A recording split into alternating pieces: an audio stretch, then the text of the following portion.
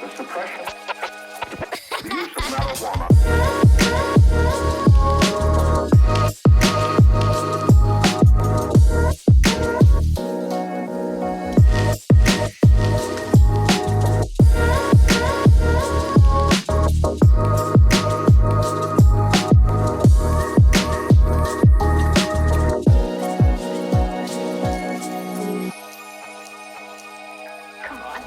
It's like when someone's like, say something. Oh, you speak French? Say something in French. It's like, no, the entire language is gone. Something. What's the sentence that every word sounds the same, but it's like a complete Is full... it like They're it's all like, of them. It's literally That's- just No, here's the French. thing. It's just the entire language. It's like the green cat or the green Oh, caterpillar or something. Velo. Velo. Ver. Oh, yeah. I don't know exactly how it Oh, goes. the but- green glass, because ver is green and ver is also glass. And there's, it's a whole thing. It's like the green glass broke. Yeah. But it's like... It's a terrible... It's like 10 It's 10 so words long. hard. My favorite word is egg. Loaf. Ugh. Yeah. Loaf. Whenever you say the egg. Loaf. Loaf. Yeah. Anyway. Okay. Should I just in? Yeah. Just go. Okay. Hello, peoples. We are the ADHD Queens, and today we are discussing People of the Book by Geraldine Brooks. I'm Tia, I'm Jamie. And I'm Ryan. and I feel like we say we're the ADHD Queens after that. We're the And ADHD we're queens. the ADHD I queen. don't That's know us. if that's like consistent or not, so it's fine. I don't know. Whatever. It's fine. We did it. I will be hosting today, and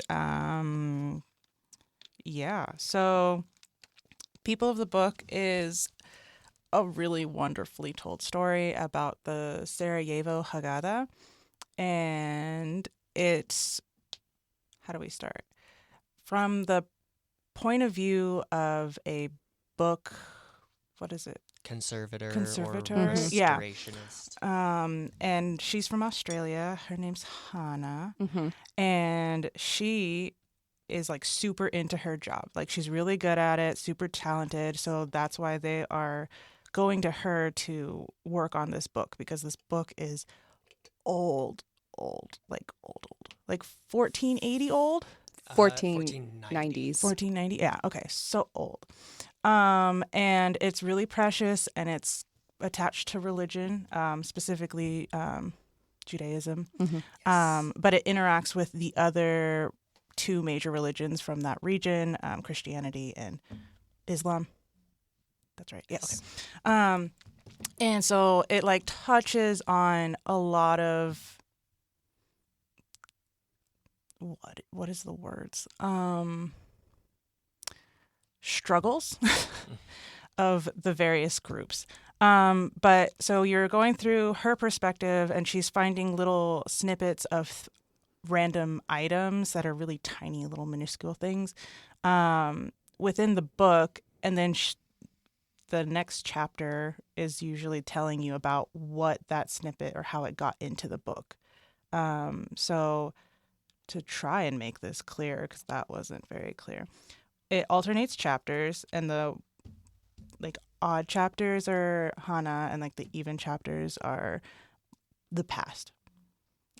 So you time travel a lot. So we go to World War II. We go to like, is it World War I or right before World War II?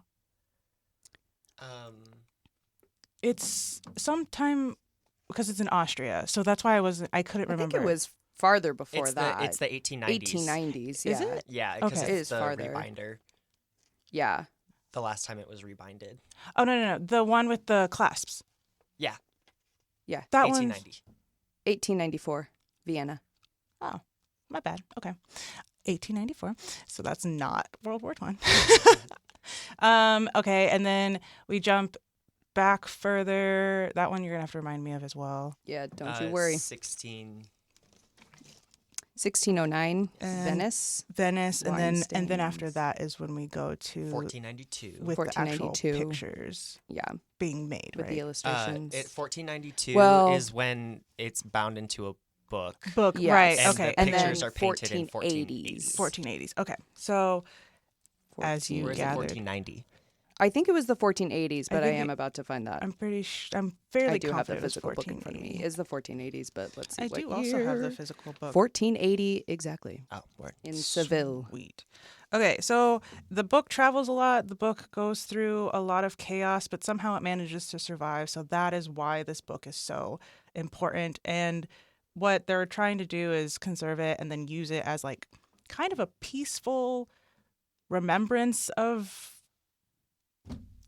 Yeah, a symbol of like cultures interacting together in a way that's Yeah, good. because like the really beautiful thing about it is that it is a Jewish text Mhm. that was saved by Muslim people throughout the years. Yeah, like on it's- multiple occasions. and that's like real fact. Yeah. you know. Yeah, it's a real book in real life. Yes. The Yes. stories and like it's inspired by the true story, but it is fiction. But Basically, the book it's- itself is real. the book itself is real, and those aspects of it. I did read an article that Geraldine Brooks wrote herself for the New Yorker about the Sarajevo Haggadah, Yeah. and all of those things are true. Yes. Like, and Victorini, real person. Yeah. His name is really in that book. Even And- Lola is inspired by a real person. And I can't remember his name in the book, but the man who saves her, that whole story is 100% factual. Yeah, I actually it's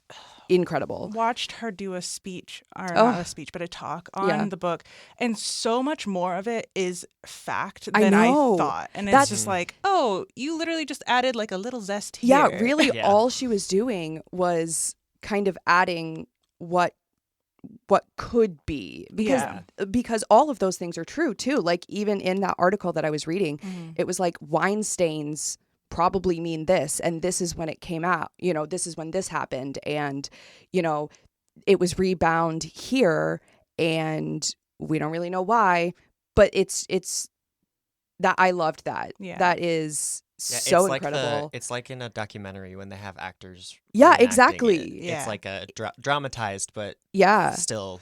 My brain went What to went on? drunk history, and I was like, that is not Yeah, the same I thing. mean, it's not the same thing. But yeah, I did. It's like all of the deductions are like actually potentials. Yeah. It's, so this could have happened, and the way she goes in and gives you like real deep emotions to it, it's like, I'm so sad that this could be real. Oh my God.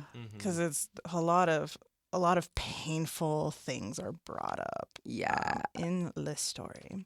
And then, of course, it resolves in a very different way that I was expecting. Same. Yeah. I have read this before, but even I remember reading it, I was like, oh, this is weird. Yeah, we were talking about it, and I was like, man, I don't, because, we obviously try not to talk too much about the book before we Yeah, I actually get sit down and yelled talk at. about it. But I was like, man, I did not remember the end of this book. And T was like, oh, I remember, because we do this, this, and this. And I was like, that's not even kind of the end of the book. Yeah. She was like, oh, yeah, I also don't remember the end of this book. Yeah, because I remembered the lovers part Yep. where the two women find solace in each other, but I didn't remember anything around it. Yeah. And I was like, Yeah. Like the ending with Hannah. And I totally, okay, first of all, first impressions. Oh, yeah, sorry. yeah. Before we get into opinions and discussion, Yeah, so I guess that's me because That's I'm just the you, only 'cause one who hasn't read the it. two of us have already I read made it. her read it. So I didn't really have a ton of like real first impressions. I was just like immediately invested. Yeah. Sweet. It was just like, because I like a lot of history things like that too, and like deep diving and finding out like where things were and how things got there and stuff like that. So as soon as Hannah got to Sarajevo, I was just like, Let's go. I'm done. yeah, I could picture it immediately in my head, and I was like, I could see if I would make a movie, this is how I would do it. And so I was just like, it was so easy to picture in my head, and so I was just like, just in it.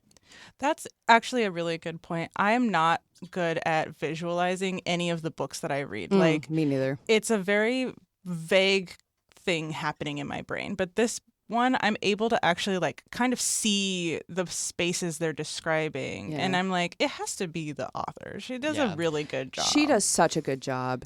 And she was a journalist. She's a like, journalist. An actual Well, on the floor, on the ground. yeah. And I didn't look into it, but because this book came out in 2004? Is that when she published? Or 2008, sorry.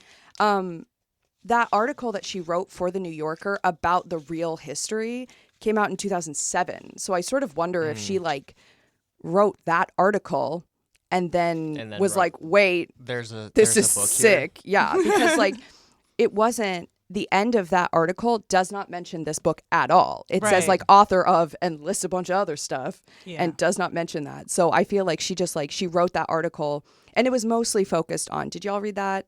I Okay. did, yeah. Did you read it?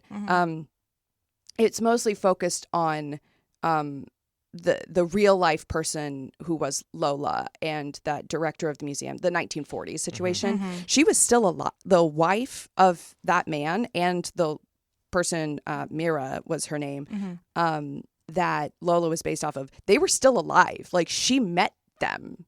Like Geraldine Brooks met those people and got their story personally, which is incredible. Did that actually happen then? All with of that Lola, happened. Lola finding it in the library? Well, no, not that part. Okay. All of the older first- stuff, the 1940s and all that. And then,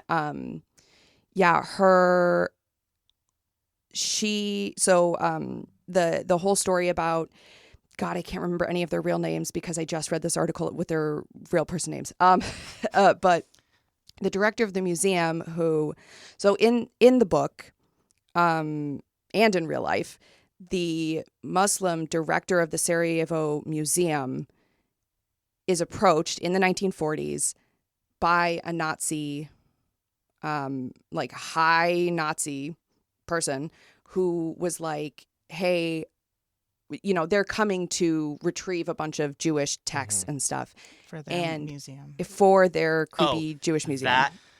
That made my blood boil. I Yep. did not know that was a thing. Yeah. He wanted to make he called it a museum of the lost race. Yep. Yeah. Yep. Super, super creepy, super horrifying. Yep. And Disgusting. he goes here and they know that they're coming for the Haggadah. And gosh, I just need to find his name. This is going to drive me crazy. Yeah. The I wrote character. it down somewhere. I'm sorry. I could have been way The more one helpful. that forged the signature that was just like a scribble Yeah. on the receipt. Why is this happening? Oh, I did Please not hold. write. I don't remember any of their names, I to didn't be write his completely name honest. down. Okay, my bad. Okay, you know what? I'm just going to find the real guy's name because I have it up on my phone right now. Meanwhile, compliments to the narrator. What's her name? Edwina Wren. Oh my goodness. I've never had an audio actor just knock my socks off with how many characters she was able to play, and they were all very all the distinct. Accents. Yeah. It was the accents that got, like, especially when she slipped into the American accent, I was like, hold on. What's real? Because Which one are you? the whole time she's speaking in an Australian accent, but then every time a character speaks, she speaks in that character's accent. So there's Bosnian and The Spanish, and then the Austrian. Yeah. like there's all sorts of different accents, and she does all of them really well. And then all of a sudden she slips into an American accent That was like And I was really good. and that was so good. And I was like, wait, is the Australian accent fake or is this fake? It was truly that hard to tell. Yeah. Yeah. His name was Dervis Corkut in real life. I don't remember what his name was in the book. Not that. So Dervis Corkut is the Muslim director of the museum, and he and one of his colleagues know that this high Nazi official is going to come for the Sarajevo Haggadah, and he's like, we have to save it. And in the book, they like hide it somewhere while the guy is there. Is that correct? Yes. Do you remember where they hid it? In his waistband, isn't Is it Yeah, in like his it's on waistband? his Because person. that's really what happened. He literally, Dervis Corkut goes up to this Nazi official and is like, "Oh, I'm sorry, we can't give that to you. Somebody else just came and got it." some Nazi just came in and took the Haggadah. And the guy is like, who did? And they were like, oh, well, we didn't think we could take his name. That wasn't our place to ask for his name. And then Dervis runs into the office to like fake this like sign out sheet or whatever with just like this incomprehensible scrawl so that they are like, oh, well, we can't read this. And literally in front, that's a real thing. That genuinely happened. That was insane because I definitely thought that that was made up for this book. But that is not true. That is a real thing that happened. These guys literally, he's holding the Haggadah on him. And it just, that is my favorite thing about this book is just kind of how like the religions just kind of came out for each other, you know, like, and it's a beautiful story of, again, I read the article more recently than I read the book because I literally just finished the article sitting outside in my car. And I read the book 2 weeks ago.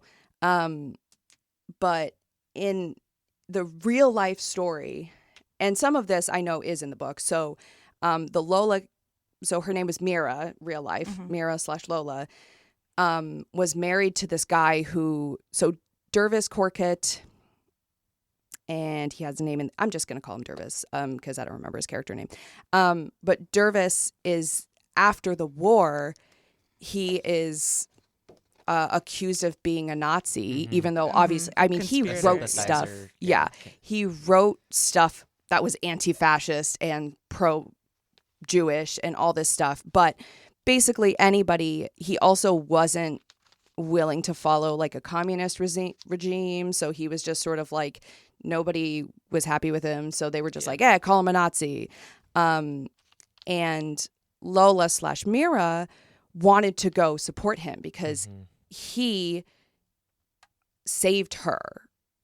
He and his wife took her in and protected her during the purge of Jewish people, and they dressed her up in his wife's clothing and said that she was from Albania. She was sent to be a nurse for the baby because they just had a little kid, and she wanted to, as a Jewish woman, go and testify for him, and her husband wouldn't let her. Yeah, and his Branko is his name in the book.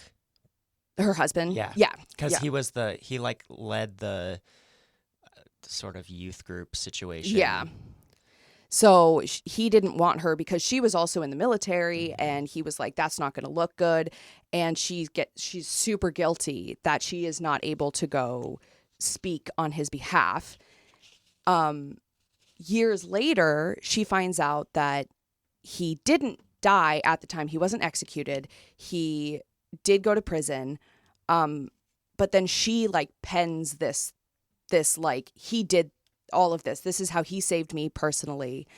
And she like writes this whole thing about it.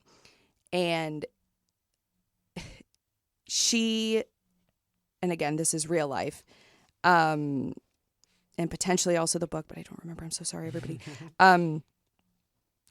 That letter is given to Korkut's daughter. Like, she has that during a surge or a purge of, can't remember where she's living, Kosovo maybe, and she has to get out of there very fast. They are refugees now. They get pushed out of their home.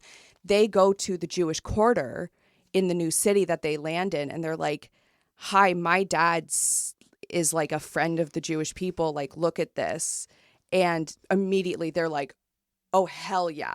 We are going to repay a debt from the Second World War. And the Jewish community like comes together and gets this Muslim family into Tel Aviv and like ships them off and is like, here, we love you. Thank you so much for your service, basically. And it's just like this entire book is just like the Jewish community and the Muslim community like coming out for each other in this freaking book that is this beautiful Jewish text.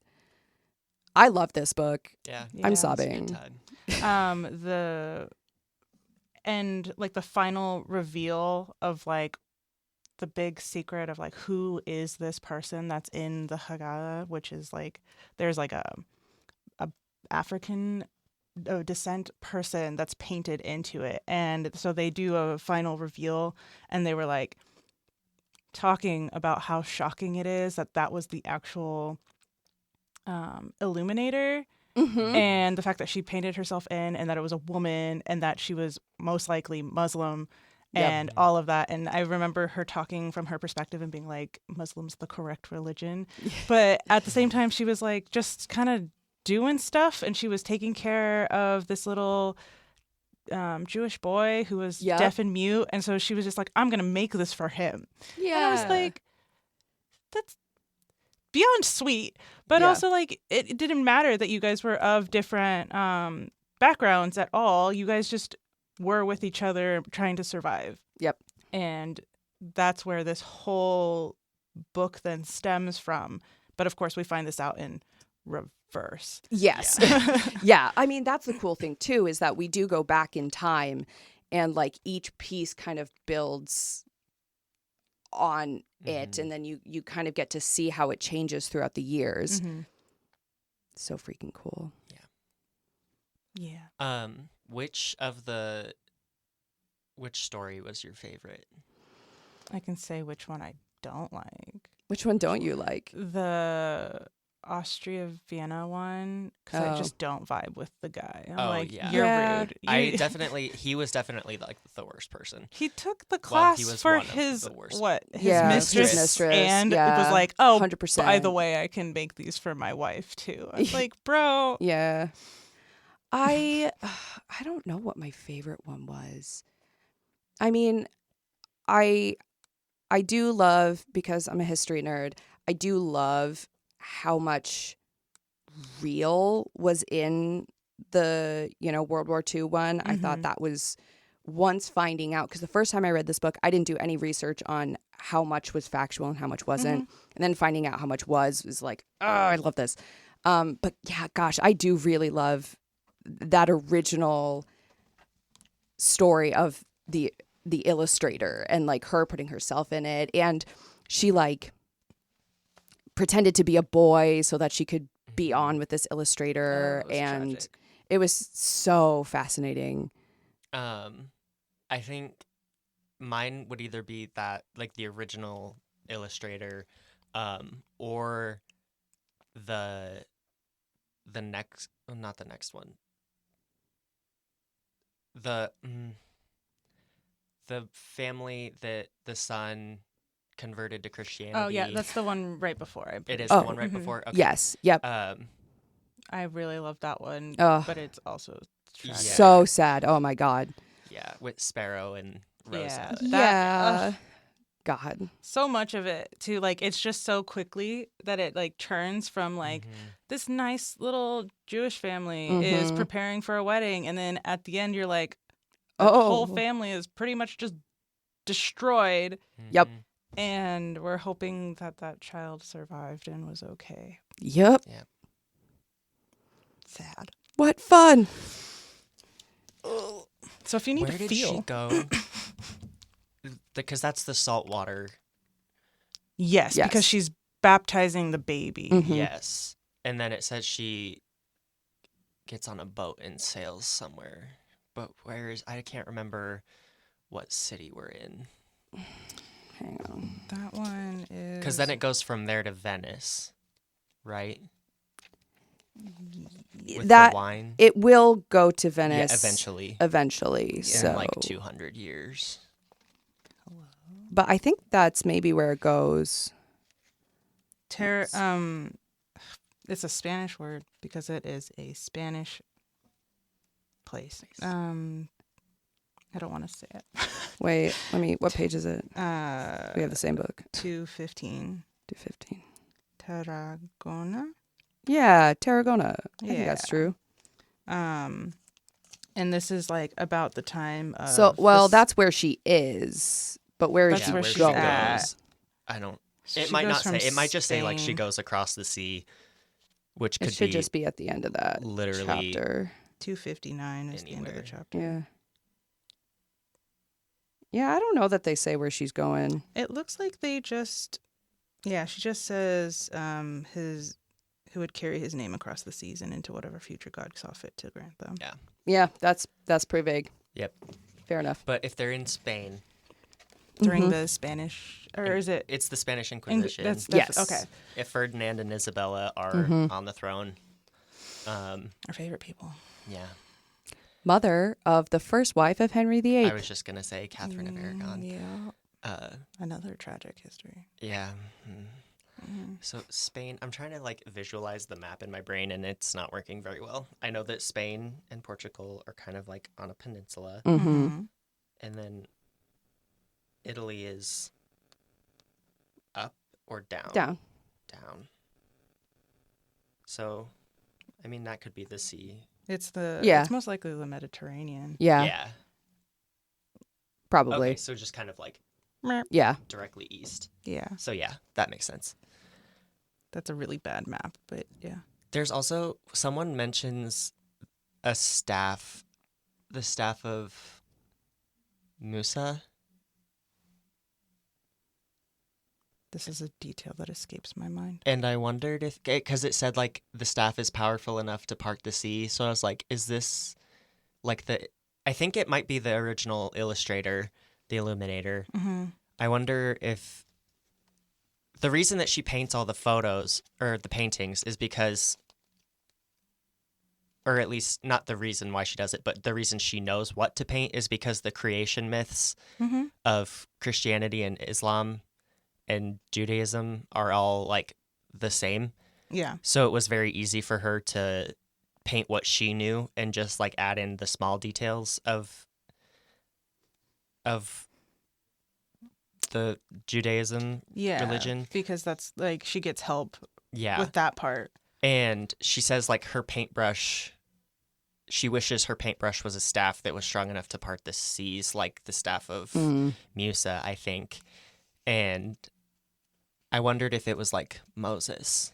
Yeah, I assume. I would assume that's the same. That's what If my it's guess just like was. another myth that like overlaps. Yeah, I think so. Okay. I don't know. That would shock me. It would be like right at the end of her chapter. Like at the last page. Yeah, there it is. Two things the Jews craved and which their God delivered to them through the staff of Musa. Freedom and a country. Yeah. Yeah. Yeah, it's got to be Moses. Yeah. That makes a lot of sense. Anyway, right, okay. yeah, I learned a lot about Judaism. Oh, yeah, absolutely. Yeah. I knew that they had like a lot of not rituals, but kind of rituals that they participate in. But the Haggadah is for a very specific one. It's for Passover. So that's why it's so interesting to find all of these little elements in it, is because it ideally wouldn't have been touched by like anything except during Passover. Right. So that's why and it's like wine stain it's becomes kind of whole a thing. beautiful, really gorgeous text. And they were all very shocked too, because before this was rediscovered, it had been thought that like Jewish texts never featured like these Images. illuminations, right? and Because these it's beautiful it's a drawings. commandment to not, or is it? No, Yeah.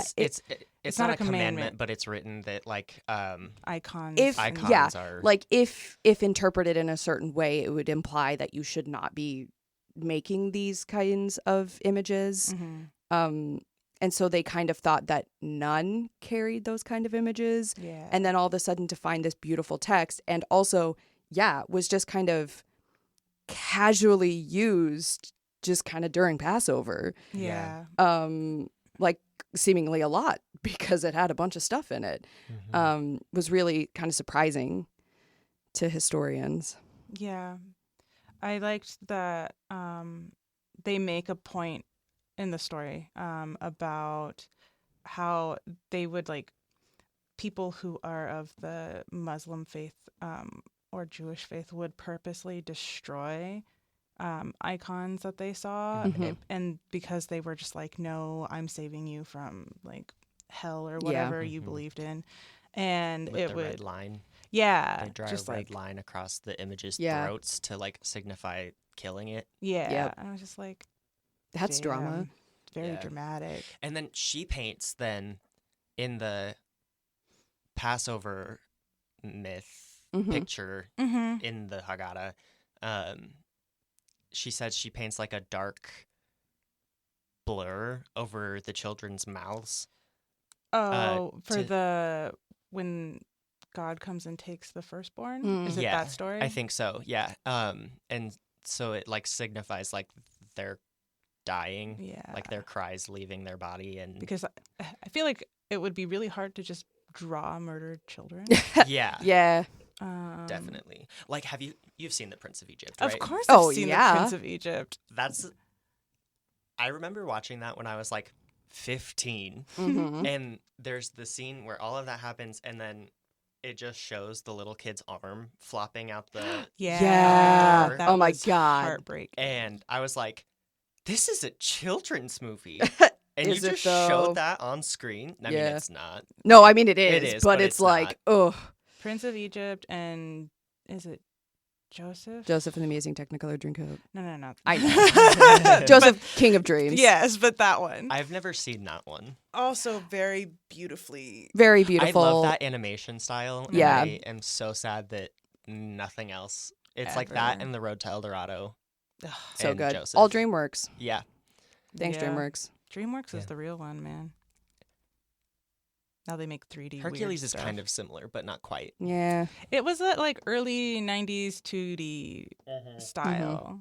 No. No, late 90s, early 2000s. There we go. My bad. I know my times. Sort of. Question. I have that book. What do we feel about the ending? Because I have thoughts about the ending. Okay.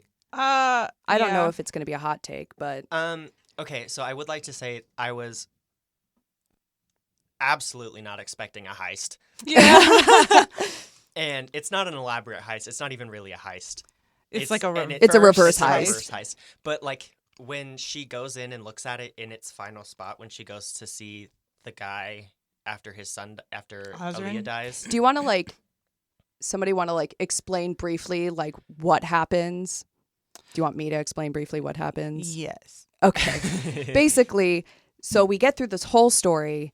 Hannah has, she's been working with this Muslim man who is the Osrin, who is now the director of the museum, right? He wasn't, and then he got promoted. He got promoted Yes. too, and he had saved the Haggadah. And none of this is factual. This is all this this the is all fake part. fiction. And Hannah is working with him, and she conserves the Haggadah. It is about to be put on display, and there's going to be this huge party about it. And she goes to look at it one last time before the party, and she's like, "This is not the Haggadah. She has It's fake. It's a fraud." She goes to Osrin and also Her, her former mentor, or her mentor, who has done these things before. What was his name? Werner. Werner. But Werner. Yeah, Werner. So she goes to them and she's like, "Oh, they're gonna believe me," and they're like, "This is the Haggadah. What are you talking about?" And because Werner is like, "Yeah, no, this is fine," nobody believes her, and she's like, "Wow, I'm the worst conservator in the entire world." And so she kind of just goes away for 6 years. So whole the years. reason that she can tell that it's a fake is because the The parchment is that wrong. that the original Haggadah was made on was from a species of Sheep sheep that is extinct. Yeah. And then when she looks at it, when it's in its final case right before the reveal, she looks at it and this is a different kind of sheepskin. That is parchment. something that she has mentioned before that she is really interested in. And then so sorry. And then she just leaves and she gets out of the business. And then 6 years later, Osrin comes back to her and is like, "Sorry, we super lied." And Oh, it's not Osrin. oh, not Osrin. It's the other the one. Muslim teacher who he wanted to be the conservator on it, but they wouldn't hire. Oh, they wouldn't hire it. Yes, because it needed to be a neutral. Yeah. person. So he has recovered the Haggadah from Werner. Yes, because From Lola. well, because Lola Lola finds finds it in the library. in the library, gets it to him. and this is the one that Hannah is actually accused of stealing it because she thinks that he's the only one who had access to doing it because she Right. trusts her mentor and she trusts Osrin because they kind of had a thing. Yeah.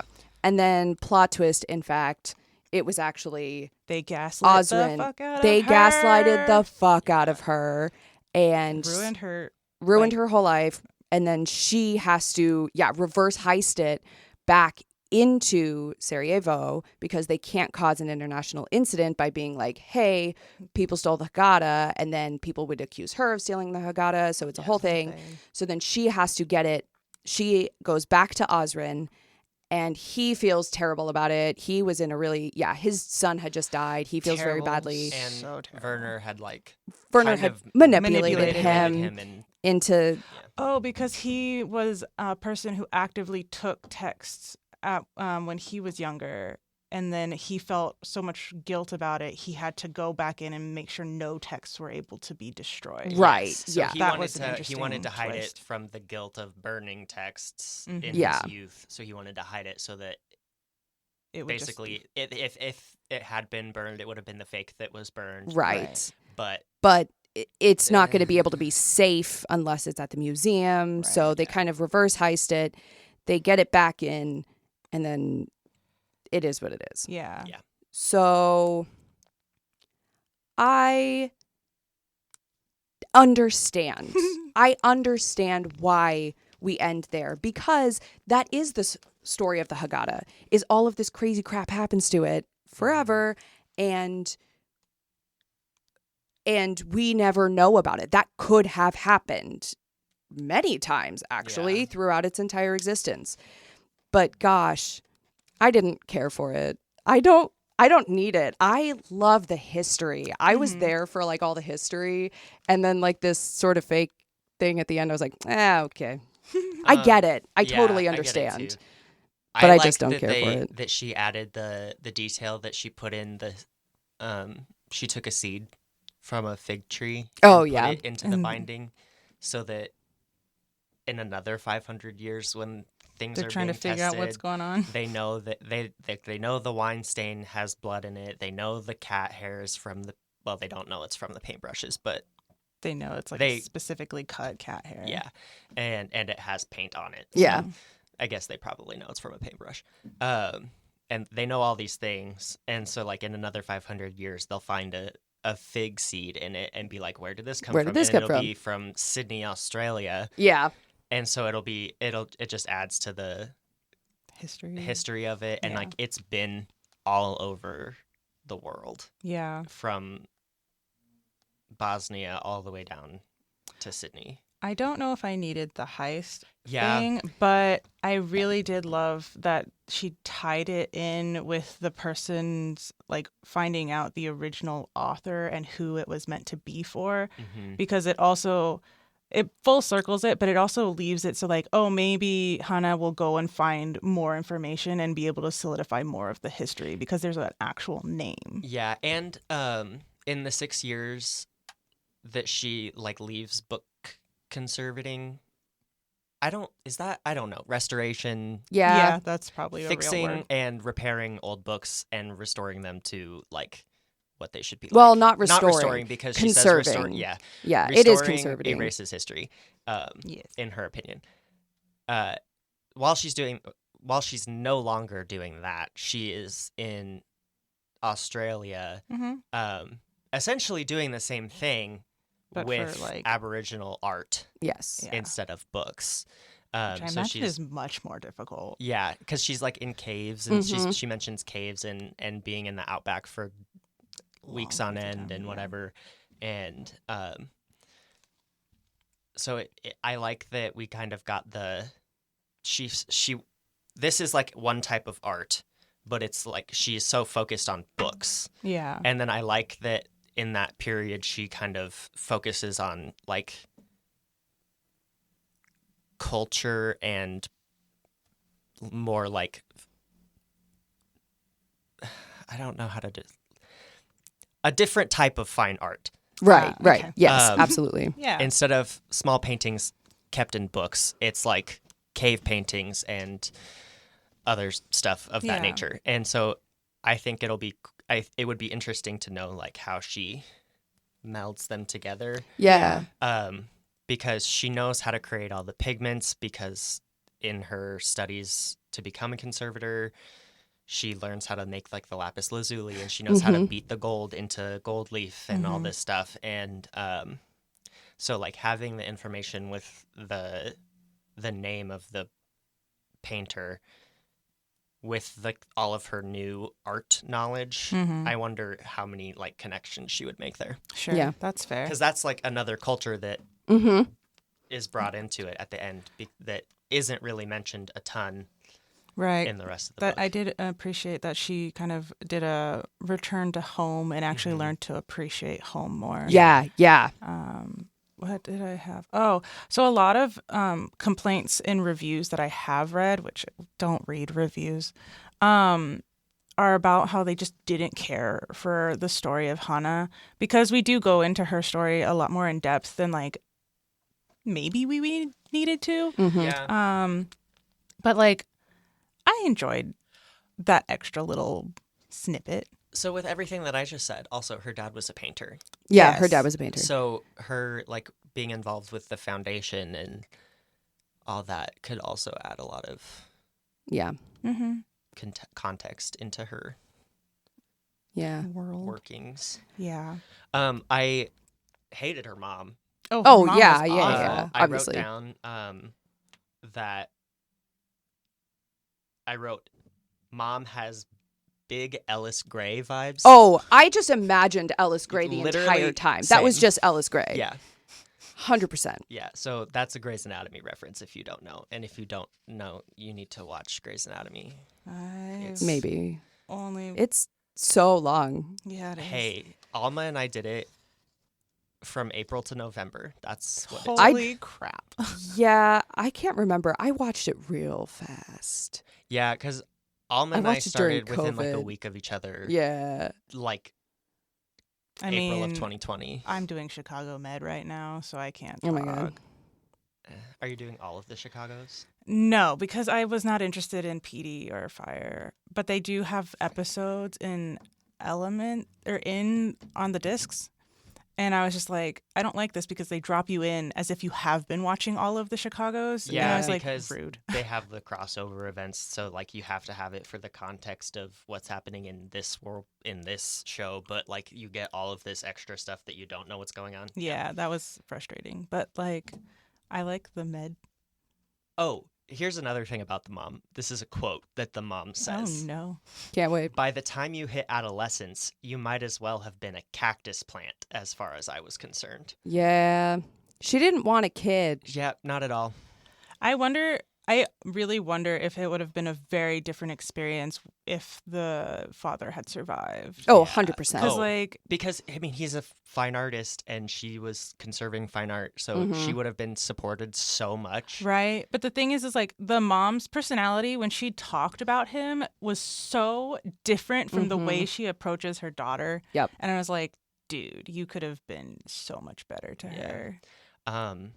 Raz, the Bostonian person, the Boston guy who Oh, found, yeah. found out that there was blood in the wine, I said he can kick rocks Yeah.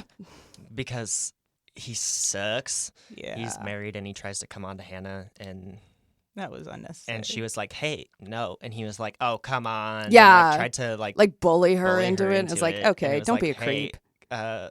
kick rocks. And then Ben Shushan, when he's writing the Haggadah, he like buys all the pictures, and he's writing the actual script. It reminded me of the Shmuel song in the last 5 years. I was just going to say, okay. Yeah. Which the last 5 years is Sure, something. it's something. I happen to really love it. I understand why people don't. And I kind of like it for the reasons that other people don't like it. Sure. Because the main character is an asshole. And it's based on this guy's real life. Real life. And he wrote it himself. And so he like painted himself as he an asshole. he thinks he's the good guy. Yes. You can tell that he thinks he's the good guy, but he Yeah, is but not he's the not a good guy. And so like I see all of it as, wow, this guy sucks. Yeah, because he does. He And does. I like, yeah, anyway, it doesn't matter. There's a song in it where the guy said he sings a song to his wife about like not giving up, basically. And the guy in the story, his name is Shmuel, and he's a tailor in Odessa. And he makes the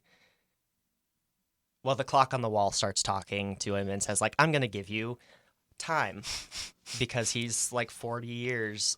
He's been a tailor and he doesn't have time to do anything for himself or for his family or anything. And so the clock rewinds and he sews all through the night. And then at the end of the night when the sun rose, it was 40 years in the past and he sewed his wife a wedding gown. Oh. And then gives it to her to get married. And then goes back to the future. I don't know. Anyway, It's a weird song. It's a weird song and it's confusing. But like the way it said like the writing should have taken him like weeks and weeks. To do, and he just like wrote through the night. That's through the the night. connecting dot. Yeah. I was following. Thank you. And he wrote like through the night so quickly, and that like his hand was aching, and he finished it in like 3 days, and it should have taken like 3 or 4 weeks to write. Yeah. So, because he's trying to get it done for the wedding. That probably never actually happened. Probably not. Nope. Everyone was dead. Yep. Thanks, Or Ferdinand and Isabella. yeah, either dead or displaced. Yes. Yes. What a time. Yeah. That sounds relevant. All right. So I hope that was all coherent. It probably wasn't, but we do our best Yeah, with what we have. most of it was. I think Yeah. the Shmuel song got a little fuzzy. I got a little. I might have to cut a little bit of all the pauses. Yeah. Yeah, I mean, But that's it's fair. fine. Well, we have to. What's the next book? It is called Unmarriageable by Sanaya Kamal. Shania Twain. Shania Twain wrote a Pride and Prejudice set in Pakistan. What's it called? Unmarriageable. Unmarriageable. I actually saw this woman, not in real life, but she spoke at the Jane Austen Festival the first year that it was COVID virtual, and I watched a live speech of hers talking about this. So it was really cool. But I figured for, Valentine's Day month, a Pride and Prejudice version. Yeah. Is there an audiobook, or am I going to have to read it? It's on Libby. There's an audiobook. Hell Yes. yeah. Okay, so Unmarriageable by Sonia Kamal will be released On a day. February 27th. My birthday. That is Whoop, your whoop. birthday. Actually, I love that. I know. Super cute, right? How adorable. And Jamie will be hosting. And I will be hosting for my birthday. Happy birthday. Yay. Hap Bert. Bert. Okay, well, that was People of the Book. Thanks. Yeah. Cool. See you next time. See you next time. The suppression, the use of marijuana.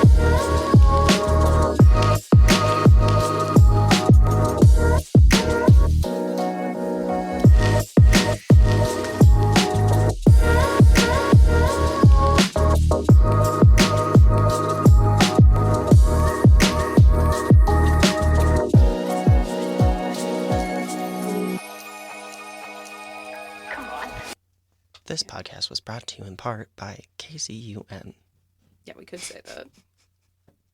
Please tell me you recorded that. 89.3 FM KCUM. Perfect.